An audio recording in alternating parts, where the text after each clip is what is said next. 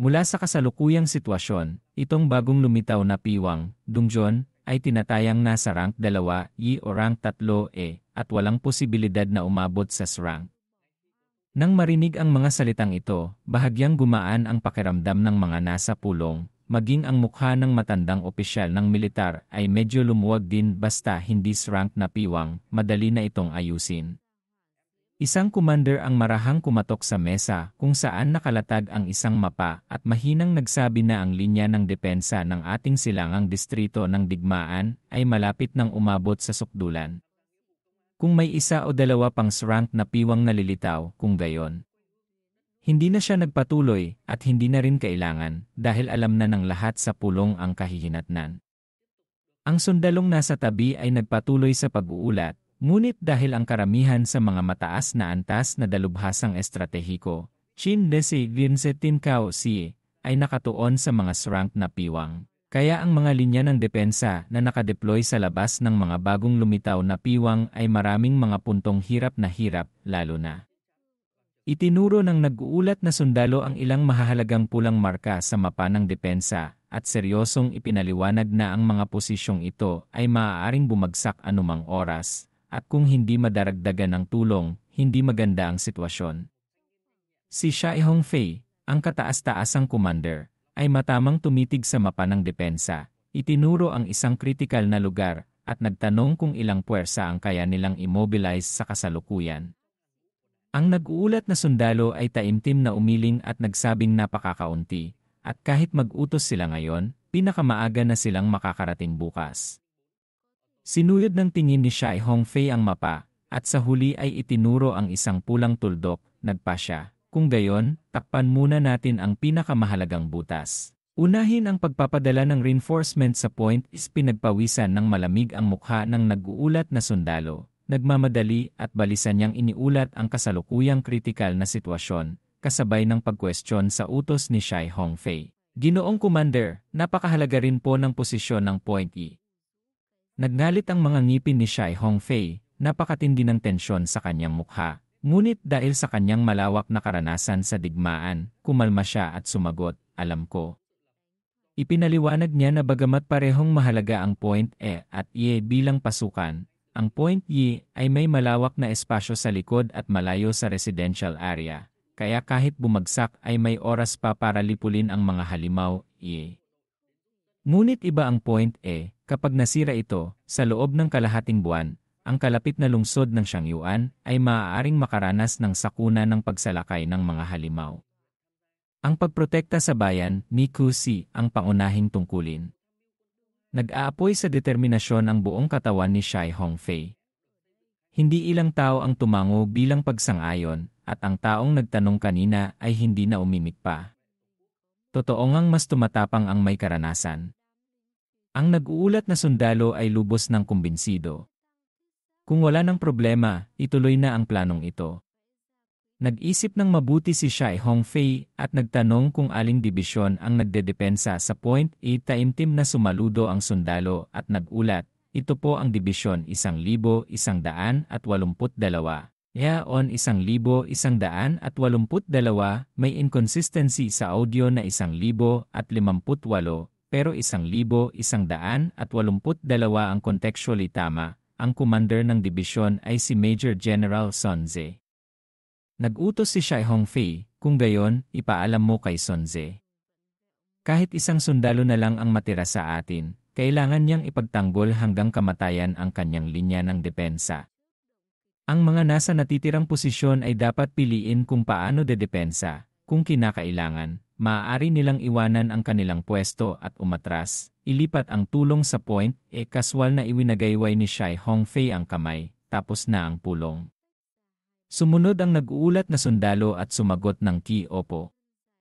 Sa kuta ng Dibisyon 1,182, ang matandang General Sun Ze, gagamitin ang Sun Ze, ay pabalik-balik sa loob ng tolda, labis na naiinip. Kailangan pa bang maghintay? 2 araw na naman, kailan ba darating ang mga reinforcement? Diyos lang ang nakakaalam kung ilang araw pa silang maghihintay. Katatapos lang niyang makatanggap ng tawag mula sa nakatataas. Ang binatang si Lu Sheng ay nakaupo hawak ang kanyang sibat, gamit ang isang tela para maingat na punasan ang pulang bituin na sibat ng dragon. Nakita ang matandang general na pabalik-balik, nagsalita si Lu Sheng, mahigpit din ba ang ibang mga linya ng labanan, Chintuin, ng rehiyong militar, Kunkyu, kamakailan? Kaswal na tanong ni Lu Sheng, bahagyang kumunot ang kanyang mga kilay na parang espada. Kahit ang linya ng depensa sa bagong lumitaw na piwang ay hindi pinadalhan ng reinforcement. Habang pinupunasan ang sibat, napansin niyang may hindi kakaunting butas at gasgas sa katawan nito. Matapos gamitin ang kanyang lakas espiritual para suriin, natuklasan niya ang mga bakas ng ilang lamat. Sa kabila ng lahat, ang sibat na ito ay half-step level 7 lamang, hindi isang tunay na level 7. Kaya naman, matapos ang ilang araw na sunod-sunod na matinding labanan, ang tibay nito ay nabawasan na ng mahigit sa kalahati. Kailangan ko nang magpalit ng sibat.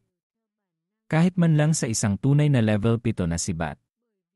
Itinuro ng matandang General, Sonze, si Lu Sheng at sinabi, ang reinforcement, sa katunayan, ay hindi kulang. Ang kulang ay ang mga mataas na antas na dalubhasang estratehiko. Alam mo rin kung gaano nakakatakot ang mga level 7 na halimaw, hindi sila tulad ng ordinaryong martial artist. Nagsasalita pa lang si General Sonze nang bigla siyang umiling, itinama ang sarili, hindi mo talaga alam. Lu Sheng, isa ka talagang halimaw kakaiba, naisip ng matandang general. Halos 5 araw ng sunod-sunod, gabi-gabi siyang umaatake ng mga halimaw, gumagala sa pagitan ng mga linya ng labanan. Sa dapit hapon, malinis na umaalis si Lu Sheng sa linya ng labanan, ngunit sa madaling araw, bumabalik siyang balot sa makapal at malansang dugo. Kaya hanggang ngayon, kahit nakaligo na si Lu Sheng at nakapagpalit ng malinis na damit, may bahagya pa ring amoy ng dugo na nananatili sa kanya. Nakita ng binatang si Lu Sheng na natigilan ang matandang general sa kalagitnaan ng pagsasalita, kaya nagtanong ang binata, anong problema? Nagulat ang matandang general, mahirap basahin ang kanyang ekspresyon, wala naman. Nagpatuloy ang matandang general, Lu Sheng, para kang veteranong sundalo na 4 o 5 taon nang babad sa digmaan, pero malinaw na wala ka pang 1 linggo sa larangan ng digmaan. Diyos lang ang nakakaalam kung ilang halimaw ang napatay mo, Lu Sheng, para magkaroon ng ganyang epekto. Hindi nagulat si General Sonze dahil sa sobrang lakas ni Lu Sheng, kundi dahil sa kanyang hindi kapanipaniwalang stamina. Ang stamina ni Lu Sheng ay tila walang katapusan. Ang oras niya ng pahinga kada araw ay wala pang 2 oras, ngunit nananatili siyang masigla at malakas, walang bahid ng pagod. Lu Sheng, isa kang ang tunay na halimaw na dragon na yumayanig sa mundo. Narinig ito ng binata at, medyo nahihiya, mabilis na yumuko at nagsabi, hindi naman po kasing grabe ng sinasabi ninyo, Ginoo. Hahayo na po ako ngayon, Commander Son. Nakahanda na ang sibat ng binata at naghahanda ng umalis. Medyo komplikado ang tingin ni General Sonze. Tumango siya at sinabi, mag-ingat ka. Kontakin mo ako anumang oras kung may mangyari. Naiintindihan ko po. Itinaas ng binatang si Lu Sheng ang tabing ng tolda at lumabas, nagulat sa kanyang nakita. Sa labas, maraming tao ang taimtim na nakatayo at sumasaludo. Walang sinuman ang hindi gumagalang, sumasamba, at humahanga kay Lu Sheng. Sa nakalipas na 5 araw, lubos na nakuha ni Lu Sheng ang respeto at pagmamahal ng lahat ng sundalo ng Dibisyon 1182. Sa isang banda, ang katayuan ni Lu Sheng sa kanilang mga puso ngayon ay mas mataas pa kaysa kay Commander Sonze. Si Lu Sheng ay parang ang banal na karayom na nagpapakalma sa dagat, basta lumitaw siya sa larangan ng digmaan, agad na tumataas ang moral ng buong pangkat pandigma. Sabay-sabay na sumigaw ang mga tao, saludo. Naway maging matagumpay ang iyong pakikidigma, isang tao ang humigpit ng kamao, labis na humahanga kay Lu Sheng. May isa pang nabulalas, talagang bata at may talento. Sa hinaharap, tiyak na magiging kasing lakas siya ng isang general na bituin. Tiyak na magiging matagumpay ang misyong ito. Ang kanyang mapapangasawa sa hinaharap, si Dong Qingsui, ay nakatayo sa likuran, matamang nakatitig sa binatang si Lu Sheng. Pagkatapos ay nahihiya siyang tumalikod papalayo sa mga tao. Mabilis na napansin ng binatang si Lu Sheng ang pagtalikod ng kanyang mapapangasawa at nagtaka sa sarili. Palagi kong nararamdaman na medyo malamig ang pakikitungo ni Dong Qingxui. May nagawa ba akong mali? Hindi alam ni Lu Sheng kung dahil ba nagsisimula ng malampasan ng kanyang kasalukuyang lakas at katayuan ang sa kanya. Nahiya si Lu Sheng at hindi naglakas loob na abalahin siya. Mabilis na kinuha ng binata ang 2 jade pendant mula sa kanyang bulsa. Kumislap ang mga mata ni Lu Sheng, likas niyang tinitigan ang mga jade pendant at bumulong, kalimutan mo na. Hindi maintindihan kung ano ang iniisip ng binata. Sakto namang dumating si Instructor Qin at tinapik ang balikat ni Lu Sheng. Yo, ang ating dakilang bayani ay naghahanda na namang lumabas. Sumagot ang binata, Instructor Qin, huwag niyo na po akong biruin. Instructor Qin. Inilahad ni Lu Sheng ang 2 mithril jade pendant kay Instructor Qin at sinabi, nagdala ako ngayon ng maliit na regalo na ako mismo ang gumawa. Nakalimutan kong ibigay sa inyo kanina. Pakiusap, Instructor Qin, pakitulungan akong ibigay ito kay Instructor Dong. Likas na tinanggap ni Instructor Qin ang mga mithril jade pendant na iniabot ni Lu Sheng. Bago pa siya makapag-react, tinapik na ni Lu Sheng ang kanyang balikat, at pagkatapos ay naglaho na ito sa isang iglap. Nagulat si Instructor Qin, ha? Umalis na siya. Tumingin si Instructor Qin sa direksyon kung saan umalis si Lu Sheng. Kumurap-kurap, medyo hindi inaasahan. Hawak ni Instructor Qin ang 2 jade pendant, maingat na pinagmasdan, at bumuntong hininga sa paghanga, siya mismo ang gumawa nito. Talagang napakamaalalahanin, thoughtful. Bago pa niya matignang mabuti, bigla na lang. Hush, isa na namang figura ang lumitaw sa harap niya. Ibigay mo sa akin yan. Inagaw na ni Dong Qingxui ang mga mithril jade pendant mula sa kamay ni Instructor Qin. Malamig na nag-iwan ng isang anong tinitingin-tingin mo dyan, bago tumalikod at umalis. Labis na natulala si Instructor Qin. Makalipas ang ilang sandali, sumabog siya sa galit. Baliw ka ba, Dong Qingxui? Eilain ni ninhing bi diane tuit alin alien vetay. Kahit anong sabihin ng iba, tuloy-tuloy lang sa pag-alis si Dong Qingxui. Mahigpit na hawak ni Dong Qingxui ang mga jade pendant ng binatang si Lu Sheng, tuwang-tuwa. Kasabay nito, si Lu Sheng, hawak ang pulang bituin na sibat ng dragon, ay nagmamadaling tumatakbo sa wasak na kalye. Hindi man sukdulan ang bilis niya pero napakabilis pa rin, tanging mga panandali ang anino lang niya ang nakikita na lilitaw at maglalaho, kasama ang alikabok na tumitilapon kapag tumatama sa lupa ang kanyang alloy combat boots. Bago ang pagsiklab ng mga halimaw, ang lugar na ito ay isang kalye sa isang malaking lungsod ng bansang Dragon.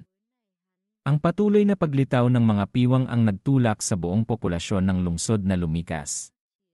Sa mahigit 100 taon na lumipas, ang dating maunlad na lungsod na ito ay natabunan na ng alikabok, at kahit saan ay makikita ang mga bakas ng pagdaan ng panahon. Binagala ni Lu Sheng ang kanyang mga hakbang, dahan-dahang naglakad sa mahabang kalsada. Sa kanyang kaliwat kanan ay mga hanay ng mga guhong matataas na gusali. Ito ay malapit sa sentro ng lungsod, dati, malamang ay isa itong commercial street.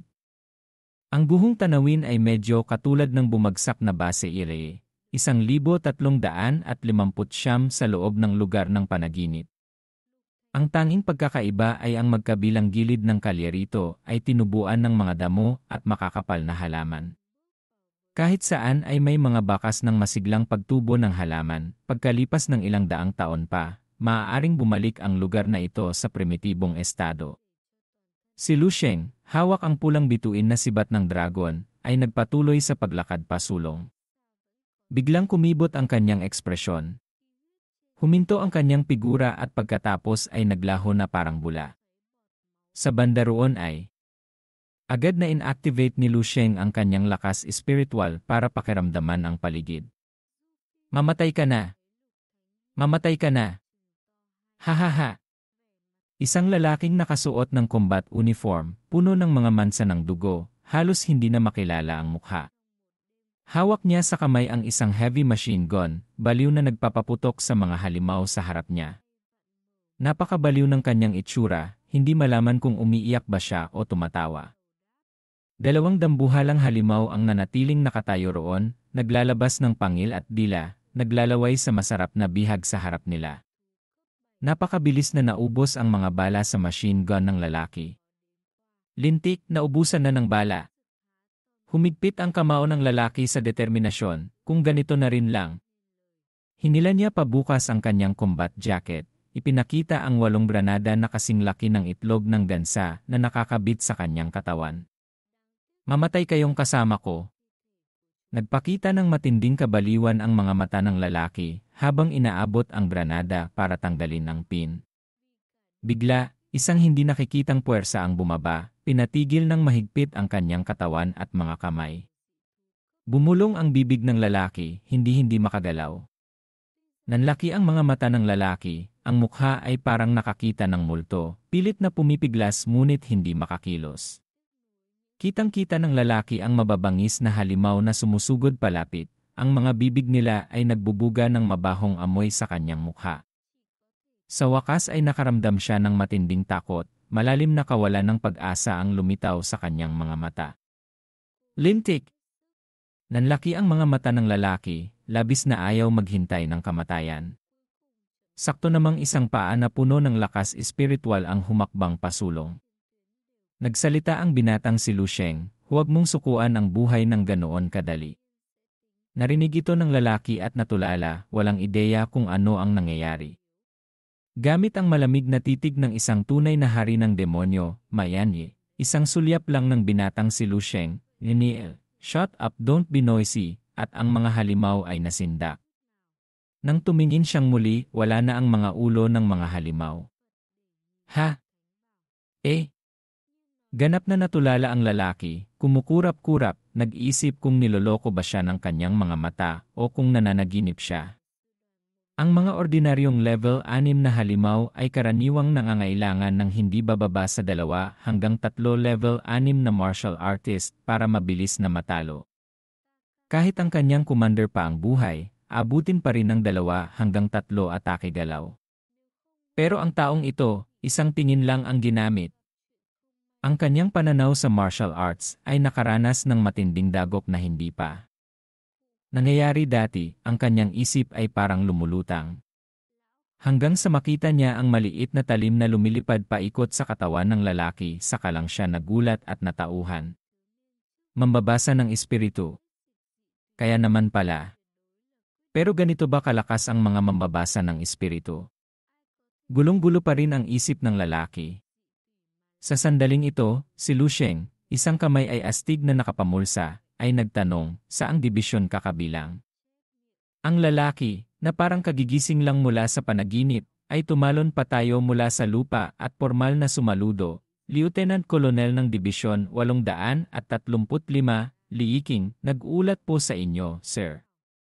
Tuwid ang katawan ng lalaki, matatag ang ekspresyon, ngunit may takot pa ring natitira sa kanyang mga mata. Ngayon lang niya napansin ang itsura ng taong nasa harap niya. Bata. Talagang napakabata pa. Mukhang mahigit 20 anyos lang. Napakabata pa pero mayroon ng ganyang kalakas na puwersa. Kung hindi man siya general na bituin, siya ay isang general na bituin sa hinaharap. Ito ang naging konklusyon ng lalaki sa kanyang isip. Dibisyon 835, ha? Hinanap ni Lu Sheng sa kanyang isip ang impormasyon tungkol sa dibisyong ito. Naipakita na ni General Sun Zi kay Lu Sheng ang mapa ng deployment ng depensa. Kung tama ang pagkakatanda niya, ang Dibisyon 835 ang puwersang pandepensa na katabi ng dibisyon ni General Sun Zi. Sila ang responsable sa mas mahabang bahagi ng linya ng depensa. Natural, ang lakas ng dibisyong ito ay mas malaki rin kumpara sa Dibisyon 1182 ni General Sun Zi. Kahit sa kagamitan, armas, o mga eksperto sa martial arts, mas lamang sila. Kaya bakit ka nandito? Sumulyap si Lu Sheng sa paligid at nagtanong, umabot na ba hanggang dito ang linya ng labanan ng Dibisyon 835? May bahid ng pighati na lumitaw sa mukha ng lalaki. Mapait siyang umiti at utal na sumagot, hindi ito. Matagal nang nasira ang linya ng depensa. Nagulat ang binatang si Lu Sheng, ano? Habang naghihintay ng mga bagong kabanata, sa comment section sa ibaba o sa playlist, marami pang magagandang kwento. Panoorin niyo bilang suporta para magkaroon ako ng motibasyon na mabilis na maglabas ng mga bagong kabanata. Lubos akong nagpapasalamat. Kung nagustuhan niyo, bigyan niyo po ako ng isang like, isang komento, at mag-subscribe bilang motibasyon. Mahal ko kayong lahat.